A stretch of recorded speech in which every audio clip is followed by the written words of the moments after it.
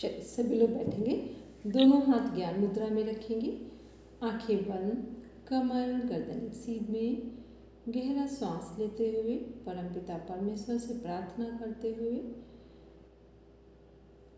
मंत्र बोलेंगे। आद्या मंत्र बोलेंगे। मैम कौन सा? आपकी आवाज नहीं आई थी। अगर आपने कोई मंत्र बोलना है बोलने के लिए तो। क्या कह रही है आद्या?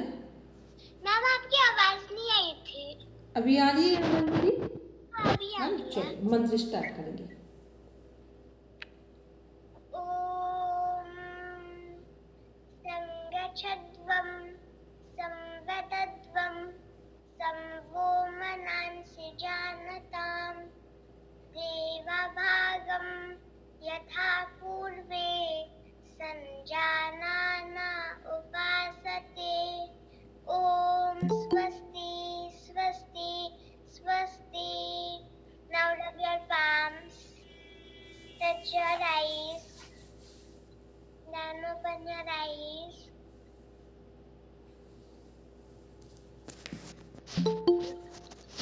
चलिए, कल सभी लोगों ने आहार को देखा, डाइट को। एक्चुअली मतलब डाइट पढ़ने में अच्छा लग रहा है कि डाइट को अपने जीवन में शामिल करने में अच्छा लग रहा है? किस में सही लग रहा है? कि हमें ऐसा लगता है कुछ भी बहुत पढ़ लो तो बाउंस हो जाएगा, ऐसा लगता है कुछ बहुत पढ़ लो तो बाउंस हो जाएगा। तो तरीका ये अच्छा है कि वो कुछ उसका प्रैक्टिकल पार्ट भी देख लिया जाए कि वो हम लोग अपनी डेली लाइफ में यूज़ कर रहे हैं कि नहीं कर रहे हैं। अच्छा, कितने लोगों को ऐसा लगता है कि हम अपने डेली दिन को जज कर पाते हैं कि मेरी डाइट कैसी रही? मैम मैं सोच रहा था कि इसमें ये कार्बोहाइड्रेट, फैट और विटामिन, प्रोटीन इतना ध्यान रखें ना, उससे अच्छा है कि व्रत रख लूं।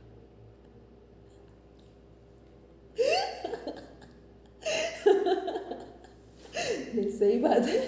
वैसे हरदीप भैया की जो बात है ना वो पॉइंट वाली बात है, ऐसे नहीं कभी भी उनकी बात को ध्यान से समझना, कभी भी निरर्थक बात नहीं आती उनकी बात बिल्कुल टू द पॉइंट आती। बस होता क्या है कि सामान्य व्यक्ति को ऐसे समझ में आता है, ठीक, और समझने के लिए सभी को, और जो कोई बहुत गहराई से देख रहा हो तो उसे लगता है कि इतना देर सब करेंगे तो उससे अच्छा ओवरऑल एक पॉइंट पे आ जाओ। लेकिन बस यहाँ ज़रूरत कहाँ पड़ती है, जब हमें कोई भी बात का एक्सप्लेनेशन करना पड़ता है, ठीक, वहाँ पर तो इनकी ज़रूरत पड़ती है। जब केवल और केवल उसके जीस्ट में पहुँचना हो हमें, तो फिर इनकी इतनी ज़रूरत हमें नहीं पड़ेगी, ठीक है। तो ये क्या है, तो जो एक हमें ओवरऑल भी तरीका पता होना चाहिए कि ओवरऑल रिजल्ट क्या हो सकता है, और एक हमें ये भी पता होना चाहिए कि जो हमारा एक्सप्लेनेशन वाला जो पॉइंट है उसको कैसे हम एक्सप्लेन करें, ठीक। तो जैसे हम पढ़ा रहे हैं, हम टीचर हैं, तो हमें अगर हम पूरी चीज़ों को नहीं बताएंगे तो फिर हमारा जो टीचिंग है वो वीक हो जाएगी, ठीक है। लेकिन अब केवल टीचर यही पढ़ाता रहे तो वो टीचर ही रह जाएगा, अगर उसके आगे नहीं देख पा रहा है अपने आप को। तो दोनों ही चीज़ें सही है, ठीक है। अब ये जज करना है या ये हमें समझना है कि हम कहाँ पर हैं, तो वहाँ से आगे बढ़ना है। ऊपर वाली जितनी चीज़ें हैं, सात्विक, रासिक, तामसिक, सब ने एक बार देख लिया प्रॉपर, ठीक है। कोई ऐसा जिसको ऐसा लग रहा हो कि नहीं देखा, क्योंकि सब क्वेश्चन है आपके, ठीक है। जब हम लोग पढ़ाते हैं तो रासिक में कौन कौन सी चीज़ें आती है, एक बार ये ऑप्शन में जो भोजन है उनके नाम आते हैं, जैसे मान लो या गुण आते हैं कि जो सात्विक आहार है उसको लेने से कौन कौन से गुण विकसित होंगे और ये किस बुक के अनुसार है, बुक भी पूछ लिया जाएगा, ठीक, क्योंकि लेवल 6 में है हम लोग। तो यहाँ क्या है, आयु बढ़ती है, सत्वगुण बढ़ता है, सात्विक है तो बल बढ़ता है, आरोग्यता बढ़ती है, सुख बढ़ता है, प्रसन्नता बढ़ती है, बढ़ाने वाले, स्थिर रहने वाले, हृदय को शक्ति देने वाले, ये पहले तो वो गुण जो दिखते हैं हमारे व्यवहार में उनकी बात हो रही है। फिर अब जो सात्विक आहार लेना है उनसे और क्या क्या चीज़ें होंगी, किस स्थिर रहने वाले, हृदय को शक्ति देने वाले, रसयुक्त तथा चिकने ऐसे आहार अर्थात भोजन करने के पदार्थ सात्विक मनुष्य को प्रिय होते हैं। सात्विक जो लोग भोजन लेते हैं वो कैसे लेंगे, रसयुक्त आहार होगा, फिर राजसिक में क्या है, अति कड़वे, अति खट्टा, खट्टे पदार्थ, अति नमकीन, अति गरम, मतलब एक्सेस होता है ना कि गरम भी हो ठंडा भी हो। देखेंगे जो राजसिक वाले होते हैं उनको ऐसे ही भोजन पसंद होता है।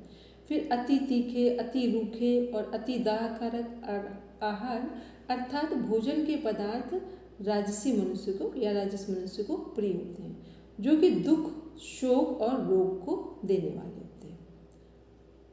सबसे अधिक दुखी कौन होता है? राजसिक प्रवृत्ति वाले। सुख और दुख जो बार बार जिनके जीवन में फ्लक्चुएशन दिखाई देता है वो राजसिक वाले होते हैं। सात्विक वाले ना सुखी होंगे, कुछ मिल जाए तो इतना खुश नहीं होंगे कि जमीन पर कदम ना पड़े, और कोई दुख आ जाए तो इतना दुखी नहीं होंगे कि बिल्कुल एक एक व्यक्ति ये समझ जाए कि इनके पास दुख आया है। ठीक, राजसिक वाले दोनों ही एक्सट्रीम होंगे, दुख में भी और सुख में भी। सुख आएगा तो अहंकार सबसे हाई चला जाएगा और दुख आएगा तो वही रिएक्शन अपोजिट हो जाएगा। तामसिक वाले क्या है, वो सुख और दुख दोनों से दूर में है, क्योंकि वहाँ जड़ता अधिक है, तो ना वो सुख को ही समझ पा रहे हैं और ना ही वो दुख को समझ पा रहे हैं। तो ऐसे लोगों का क्या है, जो भोजन अधपका, रस रहित, दुर्गंध युक्त, बासी और उच्छिष्ट है तथा जो महान हेलो बिल्कुल भी सही नहीं। आवाज मेरी क्लियर है सभी को? कि जो भोजन अधपका, रस रहित, दुर्गंध युक्त, बासी और उच्छिष्ट है तथा जो महान अपवित्र भी है वह तामस मनुष्य को प्रिय होता है। और जैसा जिसका भोजन होगा वैसा ही उसका व्यवहार होगा, वैसे ही उसके दान होंगे, दान देने की प्रवृत्ति वैसी ही होगी, वैसे ही वो अपना कार्य क्षेत्र का चुनाव करेगा और वैसे ही वो लोगों की संगति में रहेगा। ठीक, तो जैसा जिसका आहार है इस पर ये सभी चीज़ें डिपेंड करती हैं।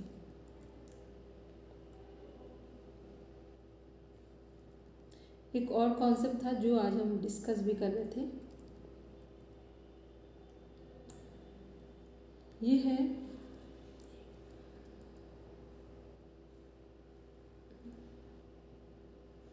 जो घेरन संहिता है, फर्स्ट चैप्टर में 58 में आहार के संबंध में है।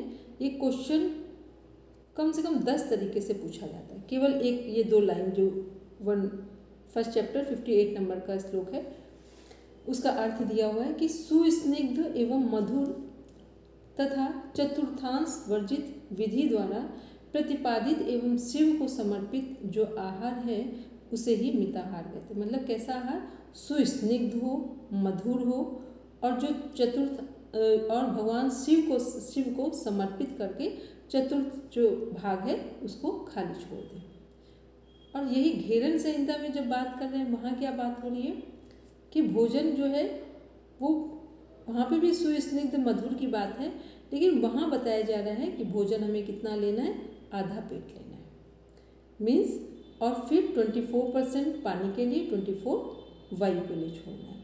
और जो हठ प्रदीपिका है वहाँ क्या है कि यदि 100% की बात करें तो 75% भोजन पानी में सब में जा रहा है और 25 में पानी और वायु की बात की जा रही है। तो ये ध्यान में रखेंगे किसमें क्या पूछा जा रहा है, कौन से शब्द किस श्लोक से आहार में या शब्द कनेक्ट हो रहे हैं, वो कहाँ से संबंधित है।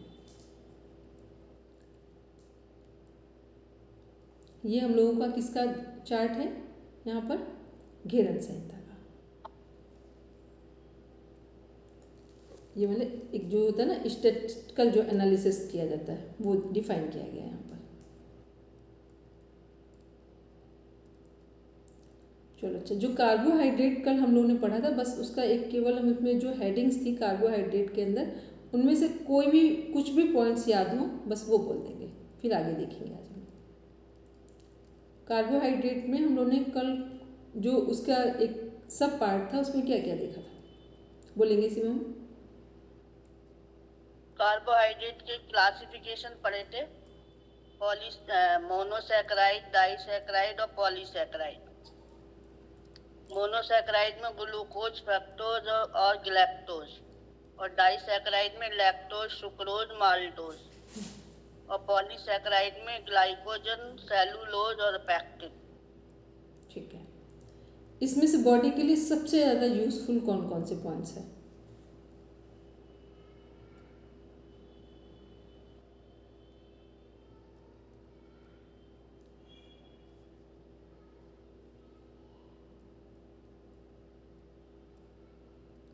बॉडी के लिए सबसे ज़्यादा यूजफुल कौन से ग्लूकोज है या किस टाइप का जो कार्बोहाइड्रेट है वो हमारे लिए यूजफुल है?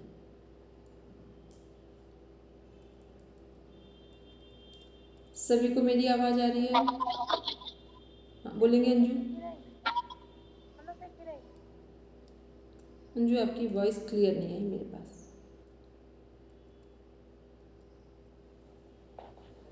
सबको मेरा क्वेश्चन समझ में आ रहा है? हमने क्या पूछा है? फ्रक्टोज ज्यादा यूजफुल है। ठीक है, फ्रक्टोज के बाद ग्लूकोज और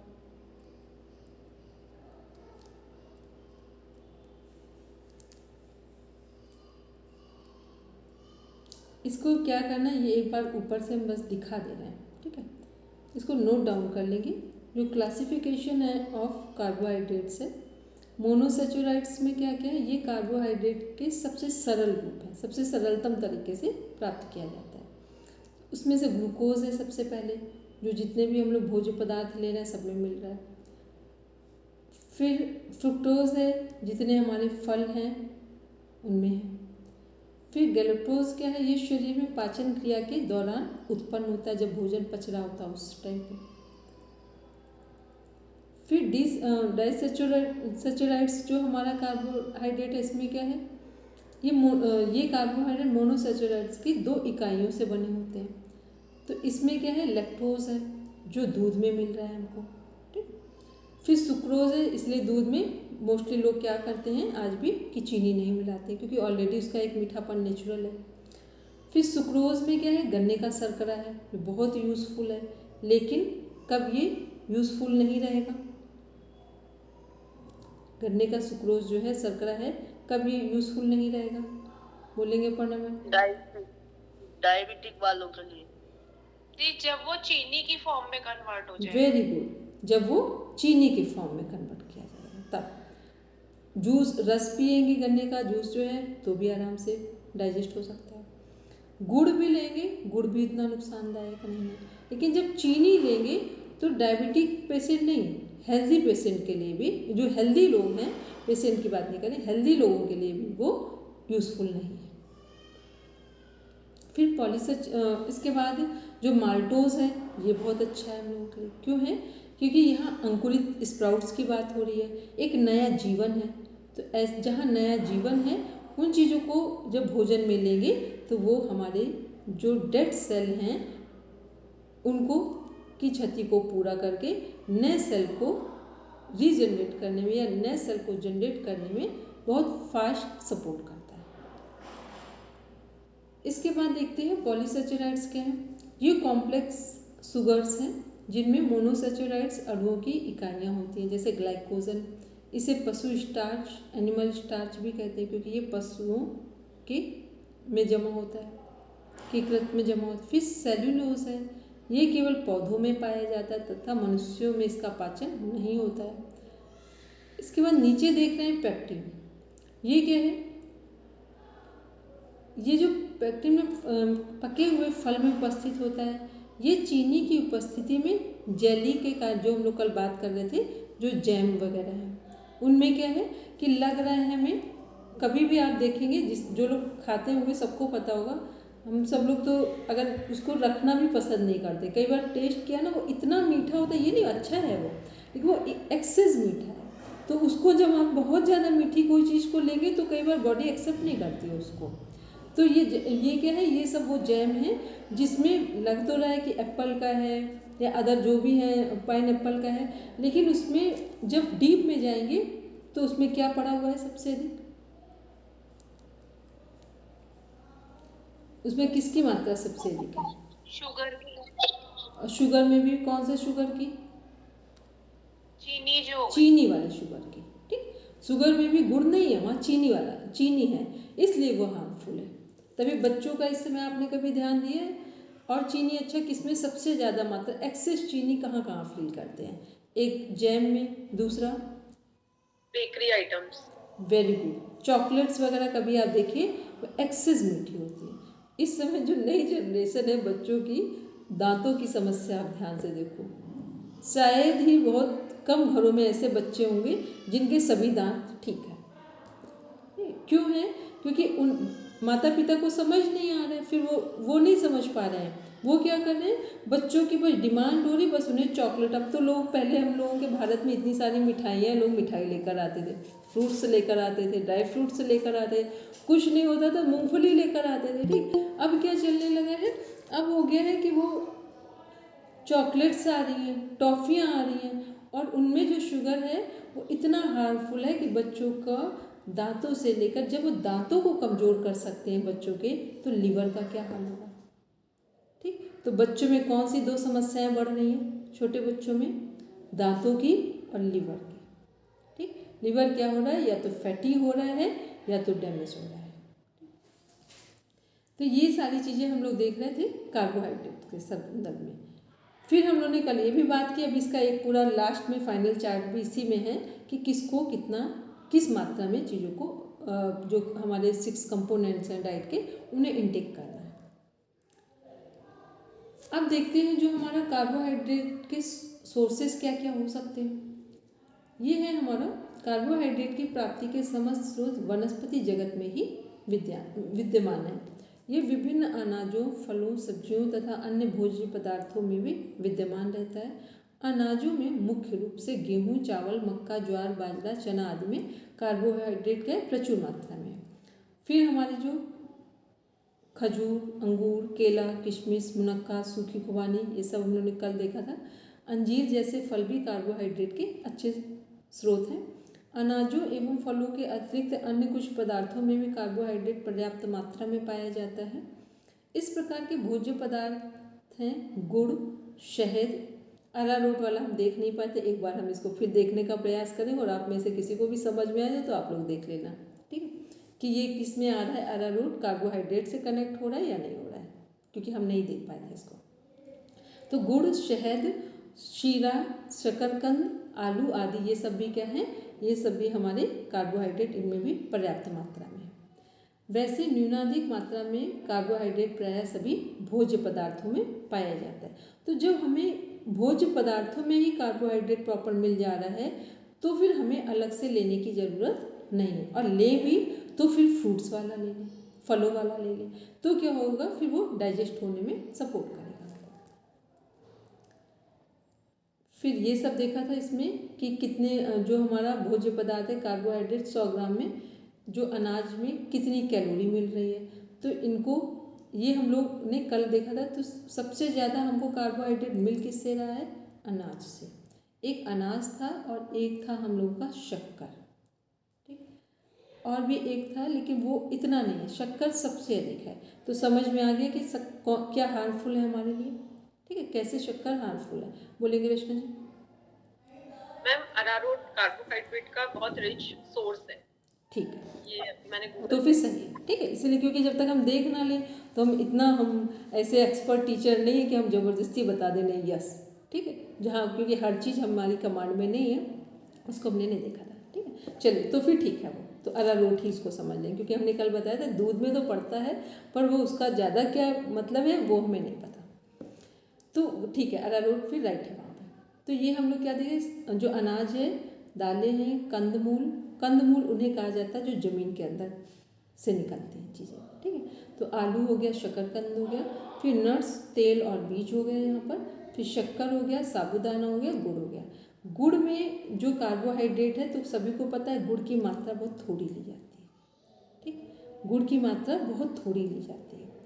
शक्कर क्या है, जितनी भी मीठे आइटम्स हैं, मिठाई से लेके कुछ भी है, उसमें लोग पर्याप्त मात्रा में डालते हैं। और कई बार तो लोगों को चीज़ें अगर कम हैं तो शक्कर की मात्रा बढ़ा दी जाती है, ठीक है। मेन कंटेंट यदि कम है तो उसमें क्या किया जा रहा है, चीनी को अधिक बढ़ाया जा रहा है। तो ये सब क्या है, ये पूरी तरीके से नुकसानदायक है। फिर उसके ऊपर हम लोग जो देख रहे हैं अनाज में क्या है कि अनाज जो हम खा रहे हैं तो वो वहाँ इसलिए कार्बोहाइड्रेट अधिक दिख रहा है क्योंकि दाल भी हमारा अनाज है, चावल भी अनाज है, और जो हमारी रोटी है वो भी अनाज से ही बनी है।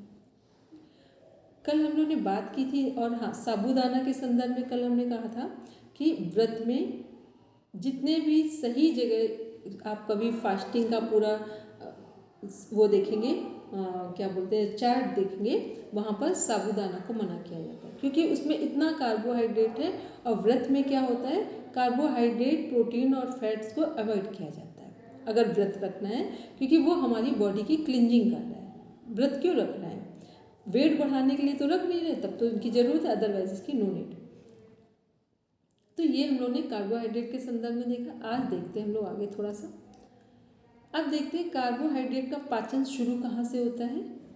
मुख से हो रहा है, ठीक, क्योंकि जहाँ से बस च्यूइंग किया, सलाइवा गया, कार्बोहाइड्रेट का पाचन, स्टार्च बोलते हैं ना, यहीं से शुरू होता है। तो कार्बोहाइड्रेट का जो शुरुआत है वो हमारे मुख से हो रही है, मुख से हो रहा है प्रारंभ। जब भोजन चबाया जाता है तो लार के संपर्क में आता है, सलाइवा जो है उसकी बात करें। लार में एक तरह का अल्फा अमाइलेज पाया जाता है जो टाइलिन जिसे कहते हैं।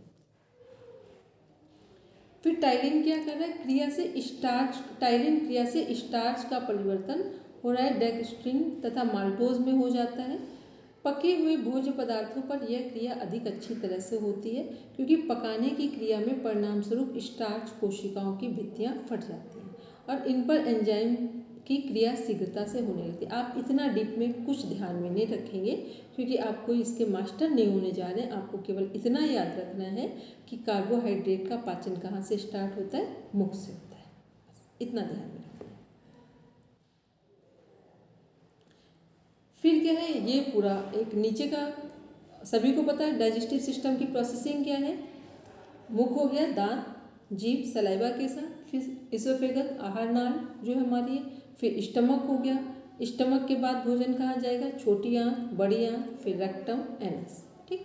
अब इसमें जो हमारा लीवर है, पेनक्रियाज है, पेनक्रेटिक जूस है, हाइड्रोक्लोरिक जो एसिड्स हैं, और जो हमारा बाइल जूस है, वो सब भोजन को पचाने में सपोर्ट कर रहे हैं। तो इसको हम अलग से डिस्कस नहीं करेंगे। इसके बाद आते हैं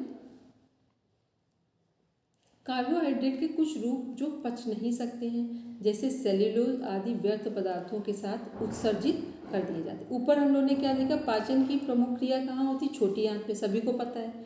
मुख्य जो भोजन कहाँ हो रहा है? पूरा डाइजेस्ट हो रहा है। जो स्टमक है वहाँ क्या हो रहा है?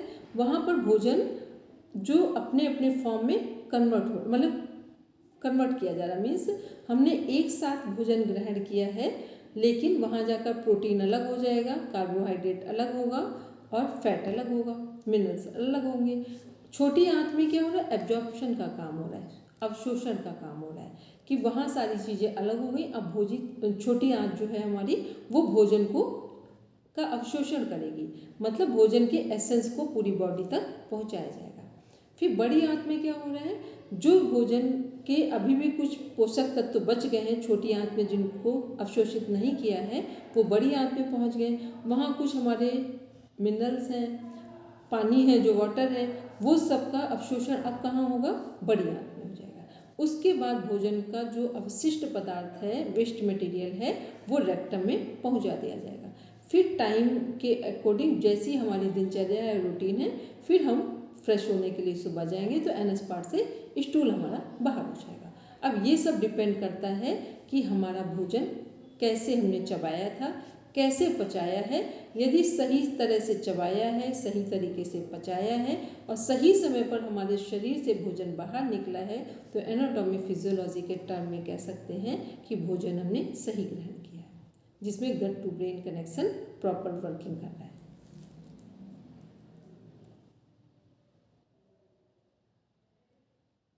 एक और कॉन्सेप्ट है जिसको हमने कल ही बता दिया था, ये तो अभी बाद में देखा। ग्लूकोज को संग्रहित कौन करता है?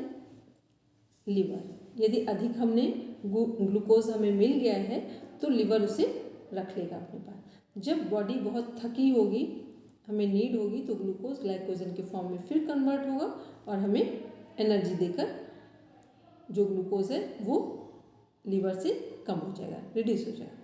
और यदि अभी अधिक मात्रा में तो जितनी हमें ज़रूरत है उतना लीवर हमें दे देगा, फिर बाकी लीवर में बना रहेगा।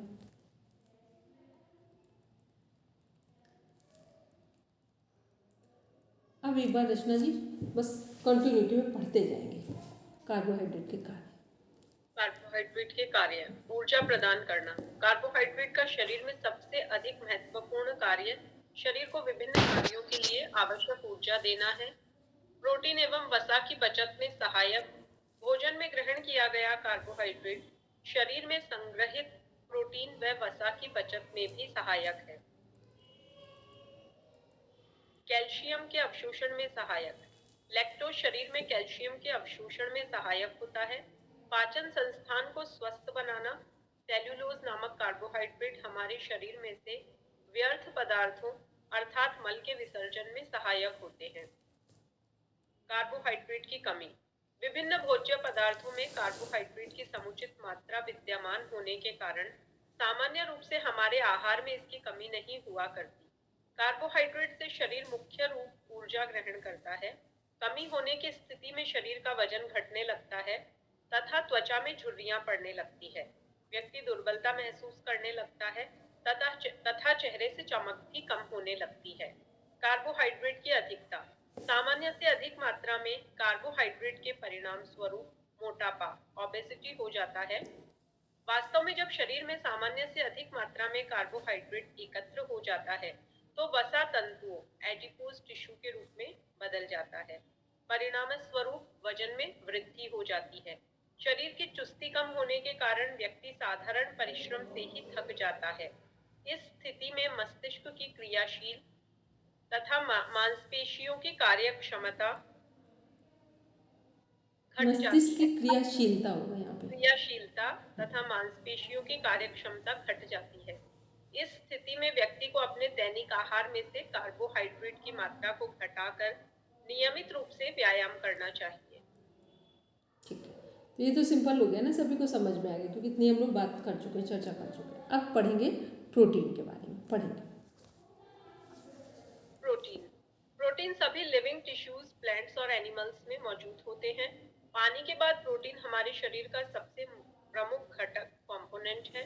हमारे शरीर के वजन का लगभग छठा हिस्सा प्रोटीन होता है। प्रोटीन का मुख्य कार्य नए ऊतकों का निर्माण और पहले से निर्मित ऊतकों का रखरखाव और मरम्मत करना है। इसके अलावा शरीर में कई रेगुलेटरी और protective substances, enzymes, antibodies, hormones protein से बनते हैं। हमें अपनी कुल ऊर्जा का लगभग 8 से 15% प्रोटीन से प्राप्त होता है। प्रोटीन अपने आप में एक ऑर्गेनिक कंपाउंड है जो विभिन्न एमिनो एसिड से बना है। ठीक है, अब ये वाला जो अभी 3 पॉइंट देख रहे हैं ये ध्यान देंगे क्या प्रोटीन में। पहला क्या है कि जो प्रोटीन है हमारा एंजाइम्स, एंटीबॉडीज़ और हार्मोन्स किससे बने हैं? प्रोटीन से बने हुए हैं। एंजाइम्स भी प्रोटीन के बने हुए हैं। एंटीबॉडीज़ की बात हो रही है तो WBC की बात हो रही है। ठीक है, फिर हार्मोन्स जितने हैं हमारे जो हमारी ग्लैंड से सिक्रेट हो रहे हैं किससे बने हुए हैं? प्रोटीन से बने हुए हैं। तो ये क्या है, ये ध्यान में रखना है कि प्रोटीन से मेन चीज़ें बनी हो। क्यों प्रोटीन इतना आवश्यक है? एक बच्चे का निर्माण किससे हो रहा है? फिजिकल बॉडी जो दिख रही है वो किससे बन रही है? प्रोटीन से। उसमें प्रोटीन का सबसे महत्वपूर्ण रोल है क्योंकि जितना प्रोटीन होगा, इसीलिए जो प्रोटीन है वो उसे क्या बोला जाता है? बॉडी बिल्डर बोला जाता है कि बॉडी बिल्डिंग में प्रोटीन सबसे अधिक सपोर्टिव पार्ट है। अब क्यों है? क्योंकि एंजाइम्स भी इसी से बन रहे हैं, जो डाइजेशन होगा उसकी भी बात यहाँ पर हो रही है। फिर एंटीबॉडीज़, WBC इम्यूनिटी है, वो भी प्रोटीन से ही बन रहे हैं। फिर जितने हमारे हार्मोन्स हैं जो हमारे पूरे बॉडी को रेगुलेट कर रहे हैं वो भी सब किससे बन रहे हैं? प्रोटीन से बन रहे हैं। ठीक, तो कारण भी पता होना चाहिए प्रोटीन क्यों इम्पोर्टेंट है। दूसरा, एक बच्चे का जब तक टीनेज का टाइम होता है तब तक प्रोटीन की सबसे अधिक आवश्यकता होती है। नवजात शिशु से लेकर के टीनेज जहाँ लास्ट हो रहा है, 19 की बात कर रहे हैं, बच्चे का क्या हो रहा है? बच्चा बहुत फास्ट बढ़ रहा होता है, वो दिखता नहीं है, बहुत फास्ट उसकी ग्रोथ हो रही होती है। लेकिन जैसे ही टीन एज कंप्लीट होता है, 19 कंप्लीट हुआ और 20 की तरफ जा रहे हैं, फिर धीरे धीरे करके फिर हमें उतना प्रोटीन की आवश्यकता नहीं रहती। हम लोग नॉर्मली भी देखते हैं, फिर जो हम लोगों को दूध वगैरह लेने की हैबिट होती है, प्रोटीन वाले जो प्रोडक्ट लेते हैं, फिर वो उतना नीड नहीं रहती, नेचुरल ही नीड कम होने लगती है। लेकिन अभी की प्रॉब्लम क्या है एलोपैथी में, कि जो लोग 50, 60, इवन 70 क्रॉस कर गए हैं, उनको भी उनकी बॉडी बिल्डिंग के लिए क्या चल रहा है, हाई प्रोटीन चल रहा है। वो भोजन 2 रोटी नहीं खा पा रहे हैं, उनको कहा जा रहा है क्या लेना है। अब तो एक फैशन में है, एक पैटर्न चल रहा है कि लोगों को पता चल गया है कि अब प्रोटीन केवल किससे मिलेगा, नॉन वेज से ही मिलेगा। अब मतलब अपने वेज में तो कुछ बचा ही नहीं है। और वो भी किनको, जिनको 2 रोटी का 1 रोटी डाइजेस्ट करने की जिनकी क्षमता नहीं है, 70+ वालों को, उनको अब अंडा दिया जाएगा, एग दिया जाएगा, वो प्रोटीन से उनकी बॉडी बिल्ड हो जाएगी। तो ये सब क्या है, ये सब बहुत नासमझी वाले पॉइंट हैं, क्योंकि हम लोगों को ये समझना होगा कि प्रोटीन की ज़रूरत कहाँ है, और प्रोटीन यदि लेना भी है तो कौन सा लेना है, कैसा लेना है। वो लाइट प्रोटीन लेना है या बहुत हैवी लेना है, वेज में ही ले लेना है या नॉन वेज में लेना है, तो इन बातों को थोड़ा सा ध्यान में रखना है। फिर नीचे क्या, प्रोटीन अपने आप में एक ऑर्गेनिक कंपाउंड है, अपने आप में, जो विभिन्न अमीनो एसिड से बना होता है। हार्मोन्स, एक क्वेश्चन आता है, हार्मोन्स किससे बने होते हैं, प्रोटीन के। प्रोटीन किससे बनते हैं, अमीनो एसिड से। ठीक, एक तीनों का एक मिला जुला हुआ क्वेश्चन बनता है। अब देख रहे हैं हम लोग जो क्लासिफिकेशन ऑफ प्रोटीन्स, प्रोटीन का जो वर्गीकरण है उसे देखते हैं। इसमें देख रहे हैं प्रोटीन्स में पहले based on size and shape, फिर सेकेंड है बेस्ड ऑन फंक्शनल प्रॉपर्टीज, उसकी क्या क्या है प्रोटीन में। फिर नेक्स्ट है बेस्ड ऑन सॉल्युबिलिटी, सॉल्युबल कितना है, मतलब घुलनशील कितना है वो, एंड फिजिकल कैरेक्टरिस्टिक्स क्या क्या है उसकी। तो इसमें हम लोग देख रहे हैं कि जो फर्स्ट साइड देख रहे हैं, एक होता है फाइब्रस, जिसमें एग्जाम्पल है कोलेजन। कोलेजन जो सेल्स हैं वो कहाँ से संबंधित है, किसने किसने ये नाम सुना है, स्किन से, ठीक है, स्किन से संबंधित है।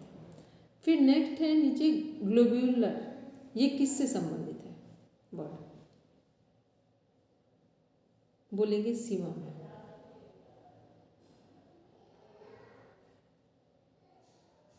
दीदी क्या क्वेश्चन था, मैं समझ नहीं पहला पाई। हमने फाइब्रस जो है वो कोलेजन में पूछा कि वो किससे संबंधित है, तो वो स्किन से, कोलेजन से वहाँ से संबंधित है, स्किन से रिलेटेड है। फिर नीचे है, उसी के जस्ट नीचे दिया हुआ जो based on size and shape की बात कर रहे हैं प्रोटीन में, उसमें देख रहे हैं ग्लोब्यूलर करके दिया हुआ है। तो ये ग्लोब्यूलर वर्ड कहाँ पढ़ा है, ब्लड में आती है हीमोग्लोबिन। ठीक है, तो ये हीमोग्लोबिन से संबंधित है, मायोग्लोबिन उसी का एक कनेक्टिव पार्ट है। इसके बाद सेकंड देख रहे हैं दूसरी साइड में हम लोग, अब इन्हीं का जो प्रोटीन जो हमारा बेस्ड ऑन फंक्शनल प्रॉपर्टीज़ है वहाँ देख रहे हैं। डिफेंस में किसको चाहिए, एग्जाम्पल में क्या है, इम्यूनोग्लोबुलिन, जो हमारा इम्यून सिस्टम से कनेक्ट हो रहा है, जो हमारा अभी देख रहे थे एंटीबॉडीज़ की जहाँ बात कर रहे थे अभी ऊपर। फिर है दूसरा है कॉन्ट्रैक्टाइल, इसमें क्या स्केलेटल मसल्स आती हैं जो हमारी बिल्डअप हो रही होती है, तो वहाँ प्रोटीन की ज़रूरत होती है, उसकी बात करें। फिर है स्ट्रक्चरल, जो हमारा फिजिक दिख रहा है वहाँ पे, स्किन, बोन्स और नेल में, ये भी हमारा क्या है, फंक्शनल प्रॉपर्टीज़ हैं प्रोटीन की।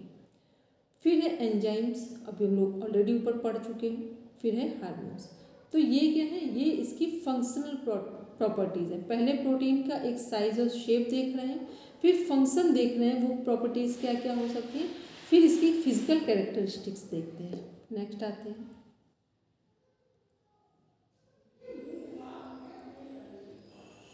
Based on solubility and physical characteristics. इसमें देख रहे हैं सिंपल प्रोटीन्स क्या हैं, they are hydrolysed, means to amino acid residue, means हो गया कि जो हमारा रेसिड्यू हुआ, इसमें क्या हिस्टोन है और एल्ब्यूमिन है। एल्ब्यूमिन वर्ड कहाँ सुना है, इसे एक कंफर्म कर लें, ये तो सीमा मैम से ही आंसर आ सकते हैं।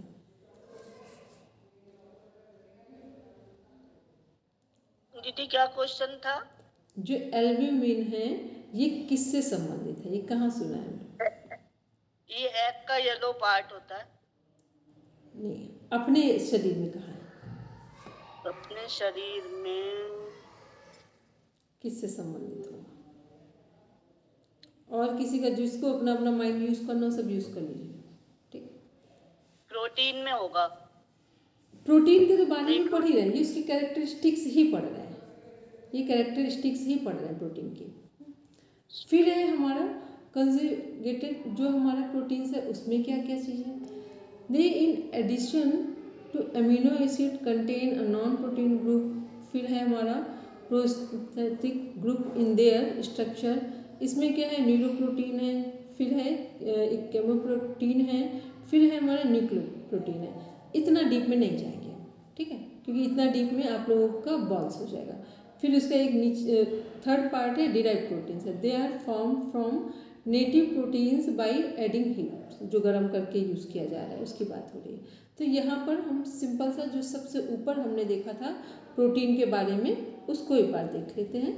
जिसको हम इसको एक स्क्रीनशॉट लेना हो तो सब ले लीजिए, ये वाला पार्ट, ठीक। ये प्रोटीन का मुख्य पार्ट है, इसका एक स्क्रीनशॉट ले लें कि प्रोटीन जो हमारे एंजाइम्स, एंटीबॉडीज, हार्मोन्स से बने होते हैं। और दूसरा फिर जो हमारे प्रोटीन है इससे ये सभी बन रहे हैं। इसके बाद प्रोटीन का एक ऑर्गेनिक कंपाउंड है। 8 से 15% प्रोटीन हमें अपनी ऊर्जा का लगभग प्राप्त होता है। बस ये आपके लिए यूज़फुल है। और फिर उसमें हाँ एक लास्ट वाला पॉइंट है कि जो हमारा प्रोटीन है एक ऑर्गेनिक कंपाउंड है जो विभिन्न अमीनो एसिड से बना होता है। ये क्वेश्चन आता है, इसलिए इसको एक बार लिख लें या समझ लें। अब किसी का अभी यही क्वेश्चन हो पूछ लीजिए जिसका। एल्ब्यूमिन मसल्स में मिलेगा। हाँ वहाँ आएगा, ठीक है। चलिए अभी किसी का कोई क्वेश्चन हो यहाँ पर पूछ लेंगे, क्योंकि ये मेन पॉइंट यही कंप्लीट हो रहे हैं। अच्छा, कितने लोगों को बॉन्स हो गया वो भी तो पूछ लें। जितने लोगों को लग रहा है कि अब बॉन्स हो गया, समझना नहीं समझ में आ रहा है, सभी हैंड रेज कर देंगे। मतलब जिसको नहीं आया उन सभी की बात कर रहा, अब ये नहीं जिनको समझ में आ गया उनकी बात कर रहा। राजश्री मैम, रचना जी। मैम एक्चुअली बिल्कुल भी नहीं किया, अगर करेंगे तो आएगा समझ में। ठीक है, इसमें क्या करना, इसीलिए हमने कहा बहुत डीप में नहीं जाएंगे, जो बेसिक पार्ट है उसको लेंगे, ठीक है। इसका स्क्रीनशॉट ले लेंगे, क्योंकि ये भी हमें पता होना चाहिए कि हमें क्या पढ़ना है। ऐसा ना हो कि इतना सब कुछ पढ़ें कि जो बेसिक पॉइंट्स हैं, जो बेस वाले पॉइंट्स हैं, उनसे हम दूर हो जाएं। अपर्णा मैम, मोनिका मैम,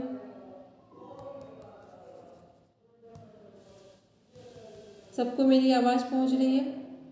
दी एक बार ये आप बताओगे, जो लिखा है प्रोटीन अपने आप में एक ऑर्गेनिक कंपाउंड है जो विभिन्न एमिनो एसिड से बना है। आपने बताया था प्रोटीन से बना एमिनो एसिड, ना ना, अमीनो एसिड अमीनो से। एसिड से प्रोटीन बना। हाँ, ठीक और है। क्या था? फिर अमीनो एसिड से प्रोटीन बने हैं, और फिर प्रोटीन से हमारे एंजाइम्स बने हैं, एंटीबॉडीज बने, हार्मोन्स बने हैं, ठीक है, ठीक है। नहीं।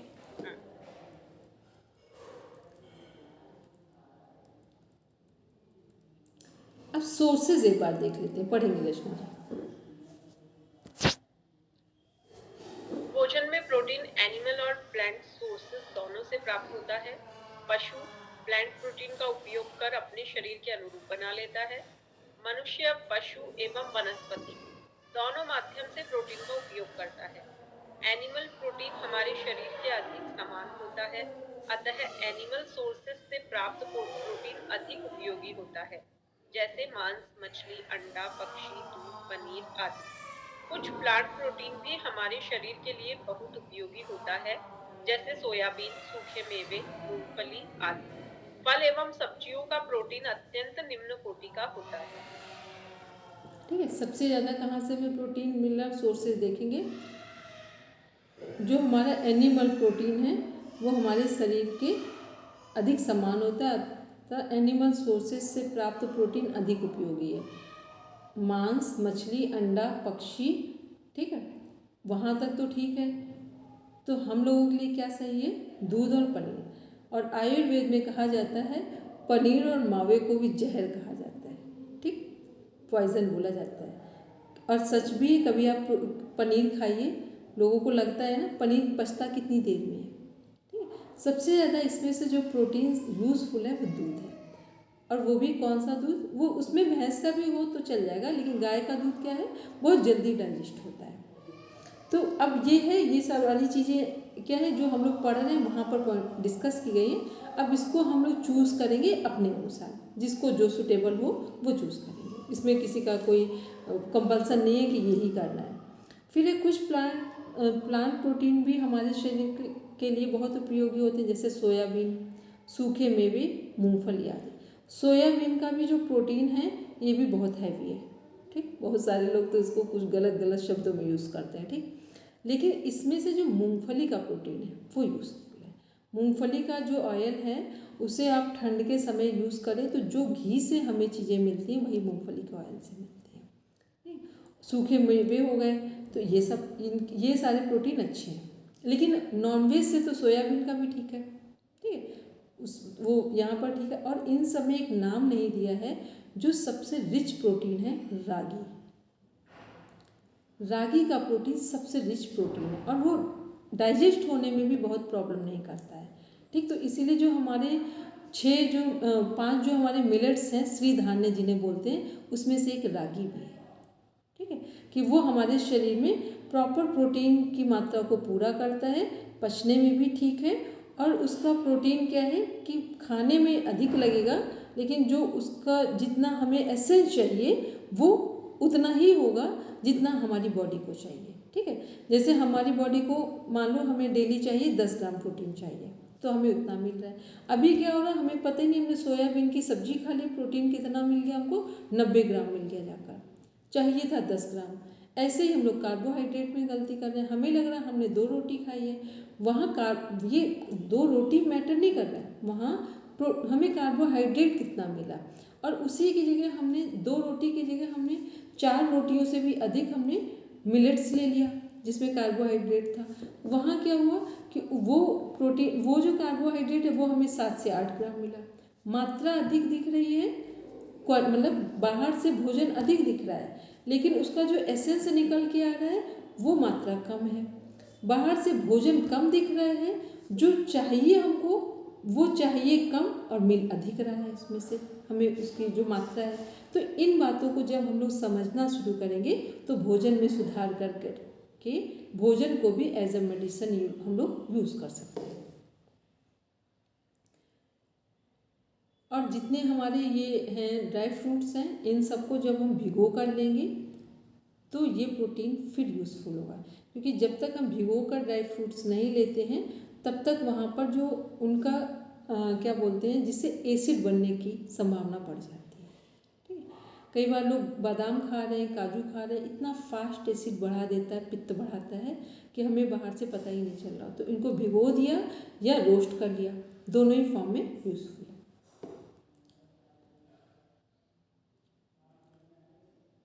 फलों में प्रोटीन ना के बराबर है ही नहीं लगभग, ठीक। सब्जियों में भी प्रोटीन ना के बराबर है, तो इसलिए इसमें लिखा हुआ है, क्लियर माइंड हो हमारा कि कहाँ कहाँ हमारा प्रोटीन नहीं है। किसी ने हैंड रेज किया था, दालों में तो वो सबसे ज़्यादा हो गया, इसीलिए अनाजों में कार्बोहाइड्रेट सबसे अधिक है और प्रोटीन है, तो प्रोटीन दालों में आ जाएगा। कई बार प्रोटीन और भी अनाजों में भी है, लेकिन वहाँ उससे भी अधिक है दालों में, और दालों में सोयाबीन हो गया, फिर और कौन सी दाल है प्रोटीन वाली, अरहर की दाल हो गई, ठीक है। सबसे कम जो प्रोटीन है या ये क्या रिच प्रोटीन कौन सी दाल में है, मूंग की दाल में, जो डाइजेस्ट होने वाला प्रोटीन है। अभी किसी ने हैंड रेज किया था कुछ पूछने के लिए, सीमा मैम का ही था या और किसी का भी था? नहीं दीदी, मेरे को तो यही दालों वाला बताना अच्छा, था, इसलिए किया। ठीक है, कि दालों में ये सही, दालों में प्रोटीन की मात्रा सबसे अधिक है। चलिए पढ़ेंगे सीमा जी, बोल रचना जी, 1 मिनट रुकेंगे, राशि मैम बोलेंगे। ये यहाँ पर जो अपने मांस वगैरह लिखा है ना, ये थोड़ा सा मुझे अटपटा लगा यहाँ। नहीं, यहाँ पे क्या है, ये यहाँ पे मॉडर्न डाइट के कंपोनेंट्स की हम लोग बात कर रहे हैं, ठीक है। मॉडर्न डाइट में हमारे 6 कंपोनेंट्स हैं, carbohydrate, protein, fat, vitamins, minerals और वाटर। ठीक है, तो वहाँ पढ़ रहे हैं तो इस हम लोगों का माइंडसेट इतना अच्छा होना चाहिए कि चीज़ों को जो हमें पढ़ रहे हैं, देख रहे हैं, इसमें से जो हमें लेना है उसको चूज करेंगे, बाकी बस एक स्टडी का पार्ट है। नहीं, जो हम जैसे योग से संबंधित लोग हैं ना, तो हमें इसका समर्थन ज्यादा नहीं मतलब करना ही नहीं चाहिए एक तरह से। इसका कोई मतलब ही नहीं, योग के ना भी हो ना राशि में तो भी ये कहीं से यूजफुल नहीं। इसीलिए तो हमने अभी बताया था कि एलोपैथी और इन सब में लोगों को पता ही नहीं है। वो कोई भी एज ग्रुप होगा, सबके लिए बस प्रोटीन चाहिए, प्रोटीन से ही सब कुछ हो जाएगा। तो ये सारी चीज़ें क्या है कि हमने कभी ध्यान ही नहीं दिया है कि हम लोग सोच कर बोल रहे हैं या अनुभव करके बोल रहे हैं या समझ के बोल रहे हैं। तो ये सब चीज़ तभी समझ में आएंगी जब हमने अपने ऊपर वास्तविकता में काम किया हो, योग का जीवन में सहारा लिया हो, या वो भी ना किया हो तो सहज में भी जो भोजन करते हैं उससे चेक किया हो कि किस भोजन से हमें क्या मिल रहा है। चलो अब हम लोग देखते हैं नेक्स्ट जो डेली रिक्वायरमेंट्स हैं वो क्या है हमारी, पढ़ेंगे रचना जी यहाँ से। The ICMR recommends 1 gram of protein, kilogram of body weight for adults. The amount of protein should be increased for children, pregnant and lactating mothers by 1.52 gram kilogram body weight. ठीक है, प्रोटीन की सबसे अधिक आवश्यकता किसको है, ये पहले डिस्कस कर चुके हैं, बच्चों को। ठीक, किस एज के बच्चों के लिए है प्रोटीन सबसे अधिक चाहिए? जो हमारे नवजात शिशु से लेकर के 3 एज तक के बच्चों को। ठीक है, नवजात शिशु को क्यों सबसे अधिक चाहिए? क्योंकि वो और कुछ खा नहीं पा रहा है, तो उसे हम लोग क्या दे रहे हैं, मिल्क के फॉर्म में दे रहे हैं, तो वहाँ प्रोटीन उसको प्रॉपर मिल रहा है। फिर धीरे धीरे उसको दाल का पानी, मतलब वो चीज़ें दे रहे हैं जिसमें प्रोटीन प्रॉपर मात्रा में मिले। तो 3 एज तक प्रोटीन की सबसे अधिक आवश्यकता होगी। पढ़ेंगे रचना जी यहाँ से। प्रोटीन का पाचन व अवशोषण। प्रोटीन का अपने सरलतम रूप अर्थात अमीनो अम्ल में परिवर्तन ही उसका पाचन है। पाचन की यह क्रिया मुंह से संभव नहीं हो पाती क्योंकि यहाँ प्रोटीन को तोड़ने वाले एंजाइम्स उपस्थित नहीं रहते। आमाशयिक रस गैस्ट्रिक जूस में प्रोटीन पर क्रिया करने वाले पेप्सिन व रेनिन एंजाइम्स उपस्थित रहते हैं, परंतु पेप्सिन अक्रियाशील अवस्था में रहता है। आमाशय में पाया जाने वाला हाइड्रोक्लोरिक अम्ल इसे क्रियाशील रूप में ले आता है। इसको दोबारा से पढ़ेंगे एक बार और आराम से, सब लोग ध्यान से सुनेंगे, ये बस यहीं पर कंटेंट कंप्लीट हो जाएगा। आमाशयिक रस गैस्ट्रिक जूस में नहीं, ऊपर से पढ़ेंगे स्टार्टिंग से। प्रोटीन का पाचन व अवशोषण। प्रोटीन का अपने सरलतम रूप अर्थात अमीनो अम्ल में परिवर्तन ही उसका पाचन है। पाचन की यह क्रिया मुंह से संभव नहीं हो पाती क्योंकि यहाँ प्रोटीन को तोड़ने वाले एंजाइम उपस्थित नहीं रहते। आमाशयिक रस गैस्ट्रिक जूस में प्रोटीन पर क्रिया करने वाले पेप्सिन व रेनिन एंजाइम उपस्थित रहते हैं, परंतु पेप्सिन अक्रियाशील अवस्था में रहता है। आमाशय में पाया जाने वाला हाइड्रोक्लोरिक अम्ल इसे क्रियाशील रूप में ले आता है। ठीक है, तो प्रोटीन का पाचन कहाँ से शुरू होता है? आमाशय में। ठीक, कौन सपोर्ट कर रहा है?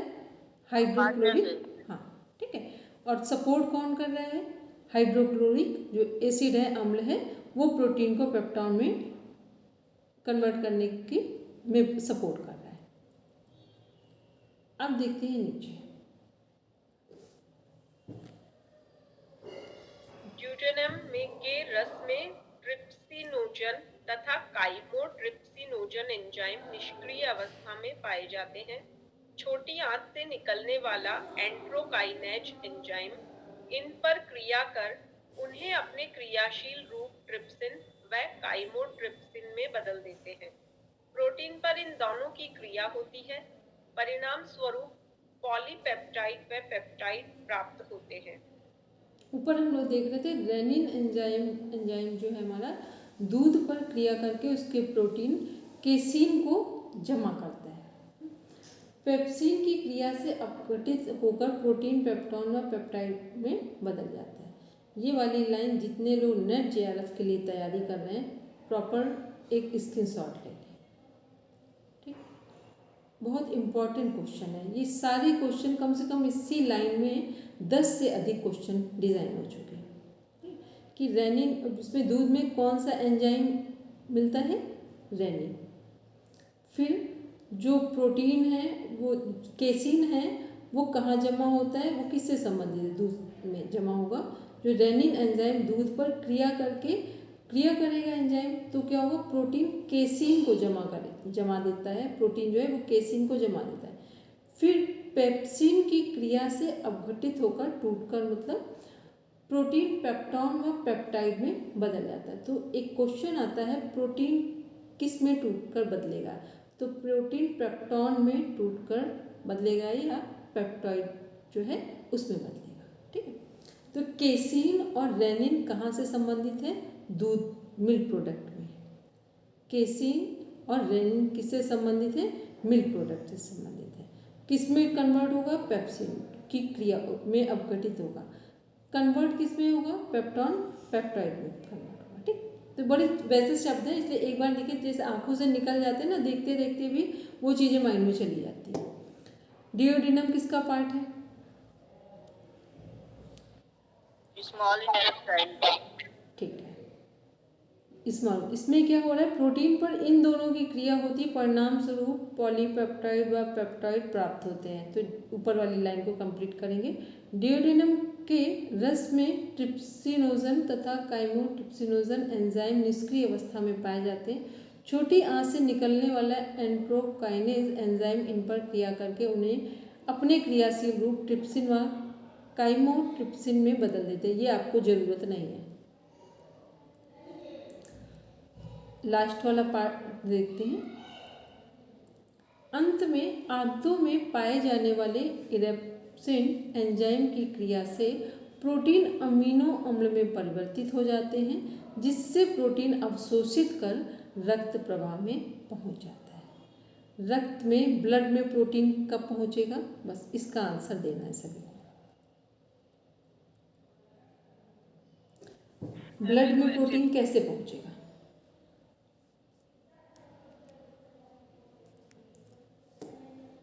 ब्लड में प्रोटीन कैसे पहुंचेगा, अमीनो अम्ल के फॉर्म में। ठीक है, और प्रोटीन बना किसका है, अमीनो अम्ल से। अम्ल से बना है। ठीक, तो समझ है कि जिस प्रोसेस से उसका निर्माण हो रहा है, अंतिम उसी प्रोसेस से हमारे ब्लड में प्रोटीन पहुंचेगा। ब्लड में क्या है, हमारे जो आरबीसी, डब्ल्यूबीसी, जितने हमारे सेल्स हैं या जो हमारे हार्मोन्स हैं, वो सब किससे बने हैं, प्रोटीन से बने हैं। ठीक है, एंजाइम्स भी किससे बने हैं, प्रोटीन से बने हैं। तो प्रोटीन लार्ज फॉर्म में कन्वर्ट किस में होगा, अमीनो एसिड में, और तब वो ब्लड में पहुंच जाएगा। और जब प्रोटीन का निर्माण हो रहा है, वो भी किससे से हो रहा है, अमीनो एसिड से ही हो रहा है। ठीक, इसको हम लोग कल एक बार डिस्कस करेंगे। अब 1 मिनट, अब 1 मिनट का समय है। हरदीप भैया, आपका क्वेश्चन देख लें, बताने योग्य है, सुनने कर समझ लें, तो आज डिस्कस करेंगे, अन्यथा कल बोलिए। नहीं मैम, कोई क्वेश्चन नहीं था। अच्छा, हमने सोचा हैंड रेज किया, अगर बड़ा क्वेश्चन का आंसर होगा तो आज नहीं करेंगे, कल करेंगे। ठीक, चलिए सब लोग बैठे। देखो ये वाला जो पार्ट है ना, ये इसलिए थोड़ा सा ऐसा लगा एकदम से फिलॉसफी पढ़ रहे थे, आत्मा परमात्मा की बातें। ठीक है, फिर हम लोग ने एनाटॉमी, फिजियोलॉजी, अब एक कार्बोहाइड्रेट, तो ऐसा लगता है इतना सब डिस्कशन की जरूरत क्या है, सीधे से भोजन खाया, बस बात खत्म हो गई। लेकिन यहाँ ध्यान ये रखना, इतना डीप में नहीं जाएंगे, हमने इसीलिए पहले ही मना कर दिया। ठीक, कुछ बेसिक कॉन्सेप्ट है, उनको लेना है कि कितना हमारा प्रोटीन है। भोजन में ऐसा हो कि प्रोटीन लाइट मात्रा में हो। अभी जब लास्ट में एज ग्रुप के साथ बताएंगे तो थोड़ा इंटरेस्टिंग लगेगा सबको। ठीक है, बोलेंगे वो हनी भैया।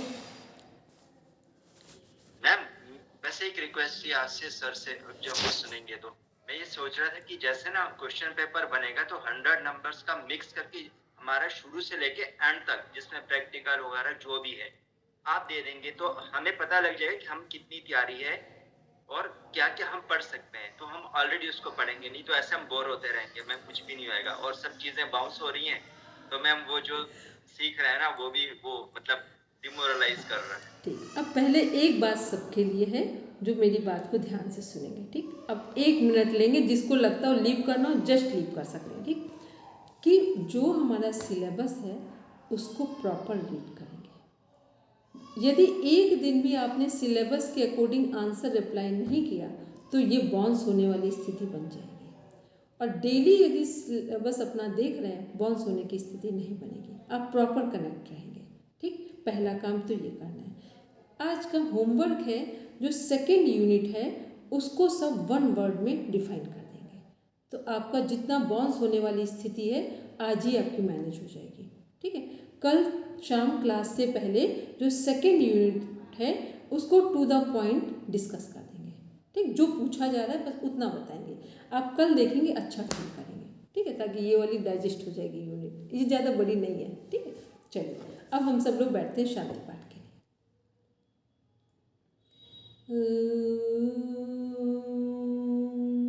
शांति शांति शांति, सर्वानिष्ठ सुशांतिर्भवतु।